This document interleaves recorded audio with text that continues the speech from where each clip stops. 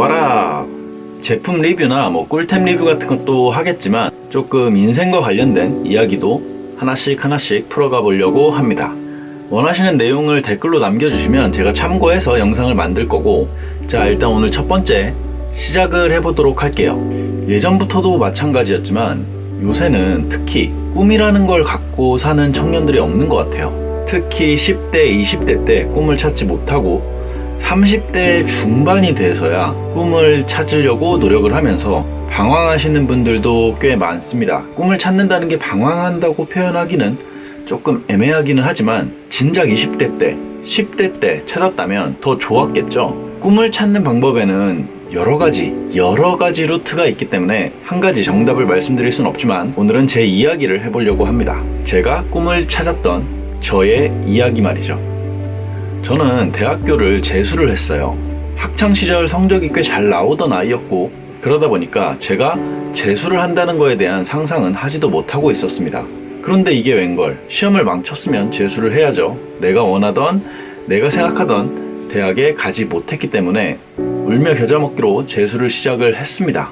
그런데 재수가 정말 하기 싫은 거예요. 이제 갓 20살이 된 완전 꼬꼬마 애기였죠. 학원이 가기 싫어서 맨날 땡땡이 치고 이러다가 학원에서 통보가 옵니다. 하루만 더 안 나오면 학원에서 잘라버리겠다. 그래서 그때 생각을 했습니다.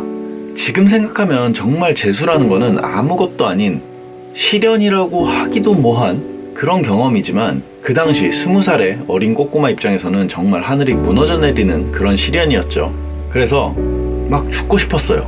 정말 내가 왜 사나 이런 고민을 하기 시작합니다. 내가 왜 사나라는 고민을 하고 나니까 내가 지금 왜 재수를 해야 되지? 라는 이 왜라는 질문을 자꾸 스스로에게 하게 됐습니다. 자, 내가 재수를 왜 하나? 좋은 대학에 가기 위해서. 좋은 대학을 왜 가나? 기분이 좋으니까. 사람들에게 인정받으니까. 좋은 직업을 가질 수 있으니까. 돈을 많이 벌고 사람들에게 인정받고 기분이 좋고. 왜 그래야 되지? 그렇게 꼬리에 꼬리를 물고 가다 보니까 한 가지 결과로 귀결이 됐습니다. 뭐냐? 행복. 내가 지금 재수를 하는 것도 그렇고 내가 인생을 사는 이유도 결국은 하나의 결론, 행복하기 위해서다. 그래서 다시 한번 생각을 해봤어요. 행복이라는 건 너무나 추상적인데, 그렇다면 내가 이 행복을 찾기 위해서, 행복해지기 위해서, 내 인생의 궁극적인 목표죠. 행복이라는 거. 행복해지기 위해서 무엇을 해야 될까? 어떻게 살면 될까? 딱 두 가지의 결론이 나왔습니다. 첫 번째, 내가 평생을 하면서 보람 있는 일을 찾는 것. 두 번째는 정말 행복한 가정을 꾸리고 행복하게 사는 것. 이 두 가지, 보람 있는 일과 가정, 이 두 가지가 제가 행복하기 위한 전부더라고요. 그렇게 생각을 하니까 재수를 해야 될 이유가 명백하게 생겼습니다. 그리고 학원에 가서 열심히 공부를 해서 재수를 했죠. 자, 일단 제 인생 목표 두 번째는 제껴두고, 첫 번째, 그럼 보람 있는 일이라는 게 무엇일까? 고민을 안 해보신 10대 분들이나 20대 분들은 지금부터 하시기를 저는 추천을 드립니다.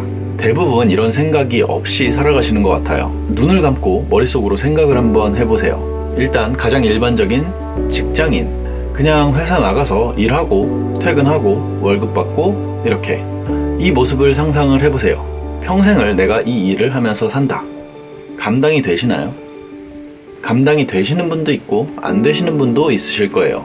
감당이 되시는 분들은 이게 꿈이라는 게 아니라 적어도 이 일이 맞다는 뜻입니다. 근데 감당이 안 되시는 분들은 이 일이 맞지 않다는 뜻이에요.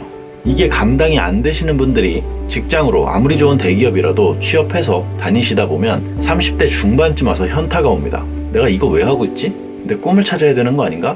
그럼 그때부터 다시 학교를 들어가신다거나 여러 가지 자격시험을 준비하신다든가, 그러면서 어떻게 보면 꿈을 찾는 과정이긴 하지만 방황을 하게 되는 거예요.